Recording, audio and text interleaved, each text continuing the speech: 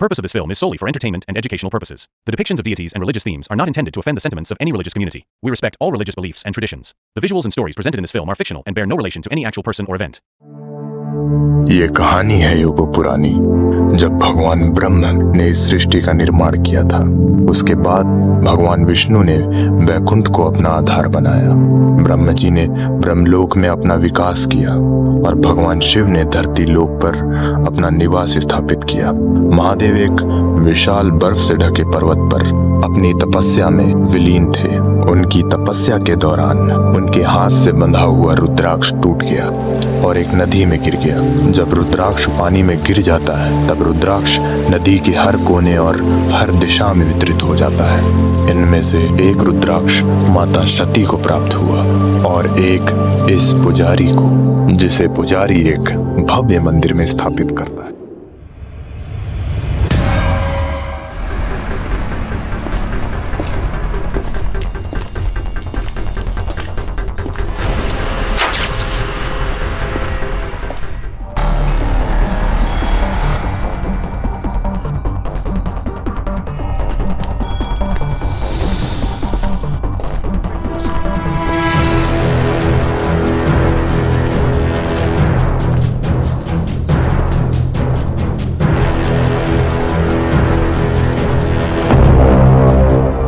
तू फिर आ गया दोस्त।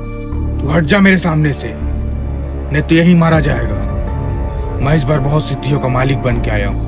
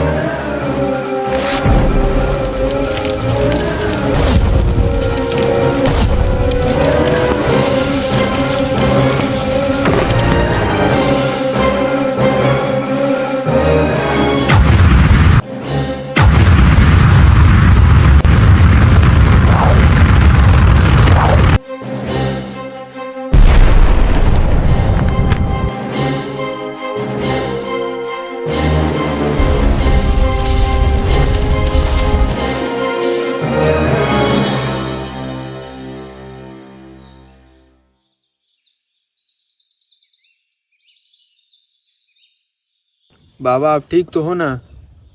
हाँ, कुछ चोटें लगी हैं, कुछ दिन में भर जाएंगे। वो था कौन और आप लोग लड़ाई क्यों कर रहे थे?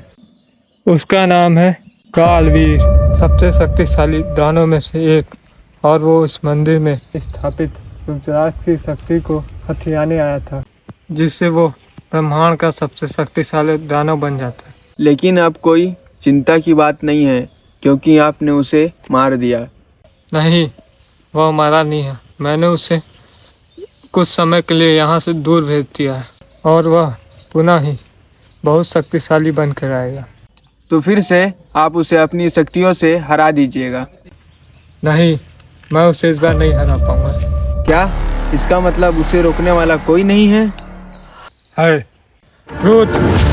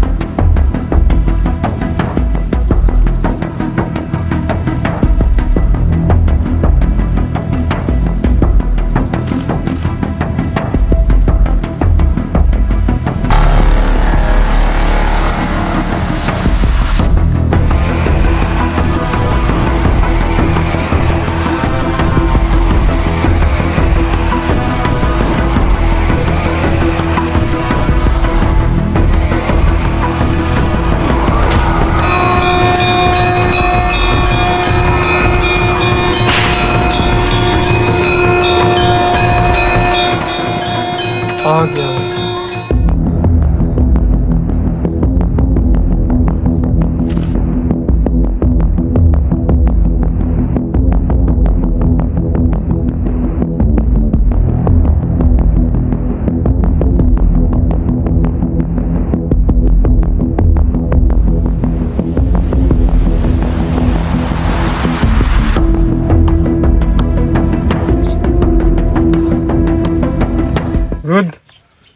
तुम रुद्र हो ना?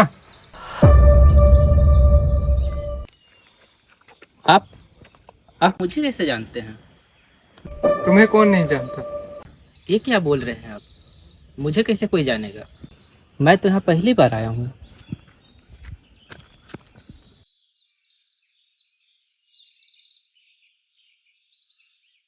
हम सदियों से यहाँ तुम्हारे आने की प्रतीक्षा कर रहे थे। अच्छा, क्यों? क्योंकि तुम यहाँ के रक्षक हो, रुद्र। लगता है आप सुबह सुबह ही चघा लिए हो। अब हटिए मेरे रास्ते से, मुझे जाने दीजिए। ना तुम अपनी मर्जी से आए हो, ना अपनी मर्जी से जाओगे।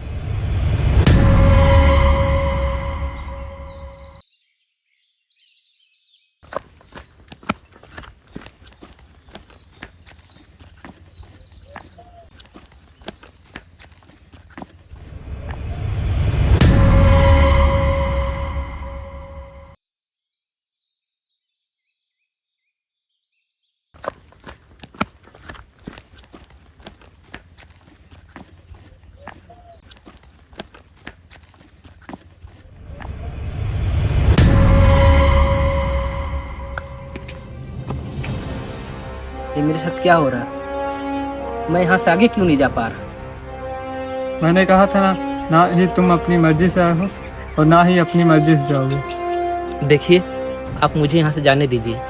मुझे पता है ये सब आप ही कर रहे हैं। ठीक है, चले जाओ। शिवपुत्र, आपको मेरे पिता का नाम कैसे पता? मुझे सिर्फ तुम्हारे पिता का नाम ही नहीं बल्कि तुम्हारे जन्म से लेकर आज तक सब पता है। तुम्हारा जन्म महाशिवरात्रि के चतुर्थी तिथि फागुन मास कृष्ण पक्ष में श्रवण घनिष्ठ और शतभिषण नक्षत्र में भ्रमण करता हुआ, जो भगवान शिव से विशेष रूप से जुड़ा हुआ माना जाता है। इसी दिन जन्म लिए भगवान शिव के अंश ने रुद्र आओ मेरे साथ।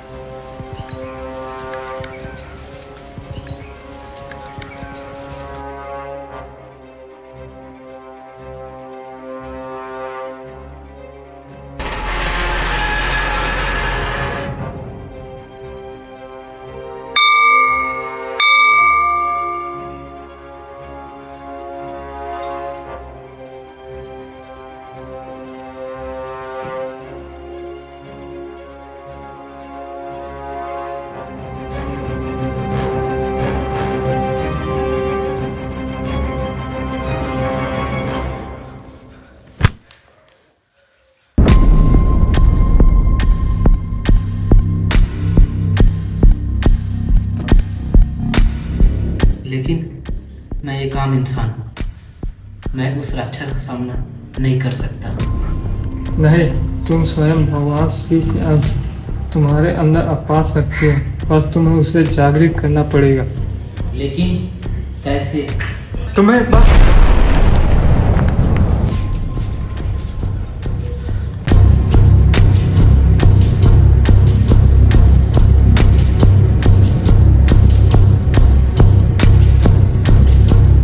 रुद्र, तुम यहाँ से चले जाओ, इसे मैं संभाल रहा हूँ। लेकिन आप अकेले तुम इसका सामना नहीं कर सकते, जाओ यहाँ से।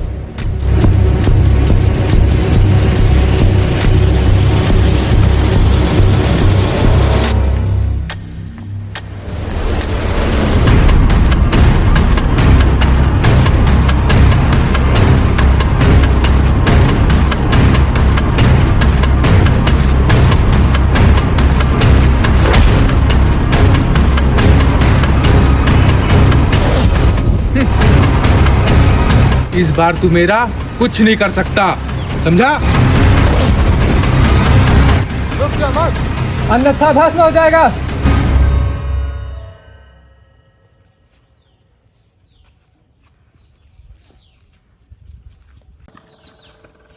पहले तुझे मारता हूँ, उसके बाद रुद्राक्ष हासिल करूंगा।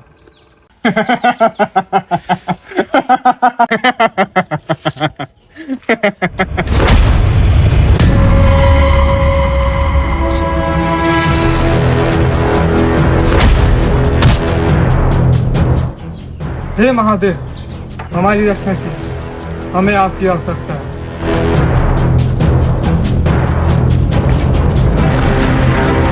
कौन है मूर्ख और हमारे बीच क्यों आ रहा है? ओम त्र्यंबकम यजामहे सुगंधिम पुष्टिवर्धनम।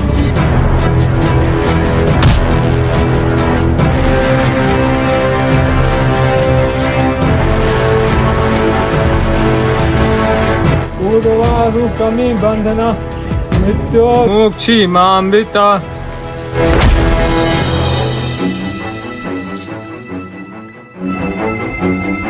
काली, तेरी शत्रुता मुझसे है, तू उस बालक को छोड़ दे, मैं तुझे रुद्राक्ष दे दूंगा।